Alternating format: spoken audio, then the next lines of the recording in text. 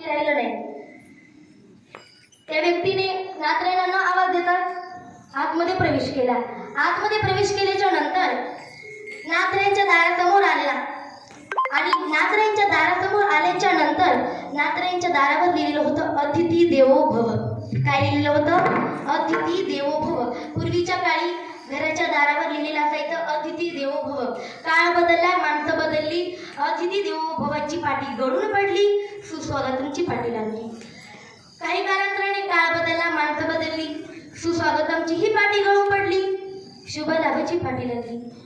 काही काळानंतर माणसं बदलली, शुभ लाभाची पाटी गळून पडली आणि वेलकमची पाटी लागली। काळ बदलला, माणसं बदलली, वेलकम नावची ही पाटी गळून पडली आणि त्या जागी कोणती पाटी लागली? परवानगी शिवाय आत येऊ नये किंवा कुत्र्यापासून सावध। पूर्वीच्या काळी घराच्या दारावर माणूस बसवायचे का? कारण कुत्रा घरात येऊ नये म्हणून। पण आजकाल जमाना बदललाय, घराच्या दारावर आजकाल कुत्रे ठेवतात कारण की माणसे घरात येऊ नये म्हणून। म्हणजे जसा जसा काळ बदलत चाललाय तसा तसा शिष्टाचार बदलत चाललाय। अगदी त्याचप्रमाणे नाथरायांच्या घरावर लिहिलेलं होतं अतिथी देवो भव। हा अतिथी नाथरायांना आवाज न देता घरामध्ये प्रवेश करतो त्यावेळेस माझे नाथराय काय करत होते? क्रिया करत होते। देवाने देवाला गच्च भरलेला होता, फूल अक्षदा गंध सर्व देवाला अर्पण केलेलं होतं।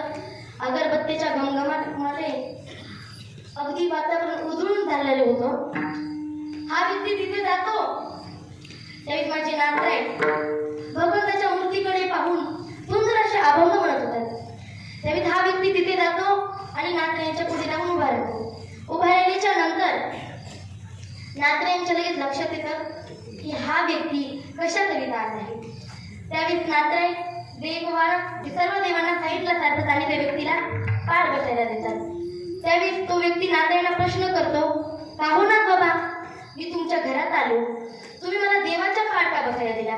ते पण जोडे घालून आलो, तरी तुम्ही मला देवाचा पार बसायला दिला। त्यावेळेस नाथराय म्हणतात अतिथी हेच आमच्यासाठी देव आहे। संतांचे उद्गार ऐका, अतिथी देव हेच आमच्यासाठी देव आहेत।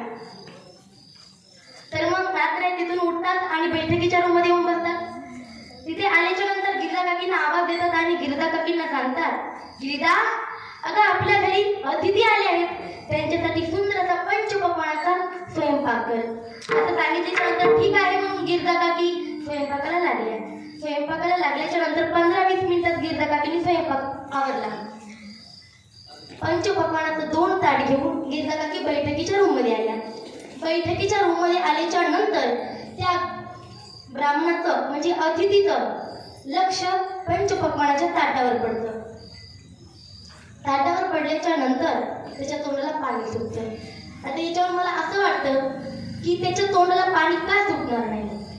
कारण जिच्या हातचे भगवंताने श्रीखंड्याच्या रूपात 36 वर्ष अन्न सेवन केले, अशा मातेच्या हातचे अन्न खायला यात तुमचं काही नाही। याचा विचार जर करायचा म्हटलं, आजकालच्या समाजामध्ये लक्ष्मीचा विचार करायचा म्हटलं तर त्यांनी काळ्या कुत्रीला भाकर जर टाकली ना तर काळ्या कुत्र मागं करून देते।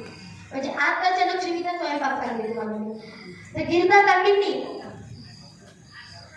2 ताट घेऊन आल्या आणि त्यांना जेवायला दिलं। अर्ध जेवण होतं त्यावेळी त्याच्या लक्षात येतं की आपण आलोय कशासाठी, करतोय काय, हे कळल्याच्या नंतर काय करावं हे सुचत नाही। नंतर गिरिजा काकी खीर वाढण्याकरिता येतात। आल्याच्या नंतर हा व्यक्ती पटकन उठतो आणि गिरिजा काकींच्या पाठीवर जाऊन बसतो। कुठं? गिरिजा काकींच्या पाठीवर। आता कोणत्या पुरुषाला आपल्या घरच्या लक्ष्मीचा अपमान झालेला सहन होतो का? नाही। तरी माझ्या नाथरायाने अपमान सहन केला।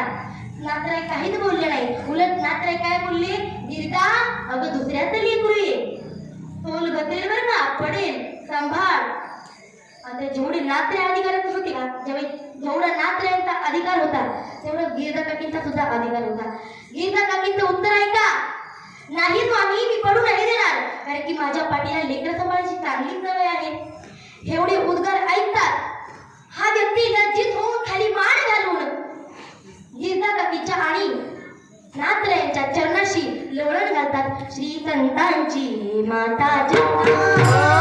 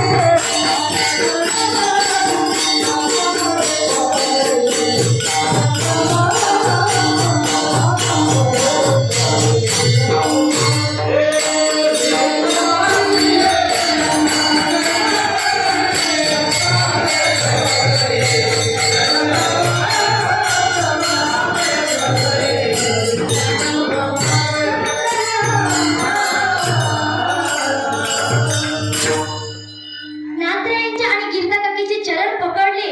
त्यावेळेस नात्र्यांनी त्यांना उठवलं, आपल्या गळ्यात लावले, त्याची अडचण जाणून घेतली, त्याला पाहिजे तेवढे पैसे दिले आणि सन्मानपूर्वक घरी पाठवले. म्हणजे याच्यातून आपल्याला एवढं लक्षात येतं की नात्रे शांत किती होते. आता तुम्हाला नात्रे शांत किती होते हे तुम्हाला सांगितलं. आता नात्रे श्रीमंत किती होते हे तुम्हाला सांगते.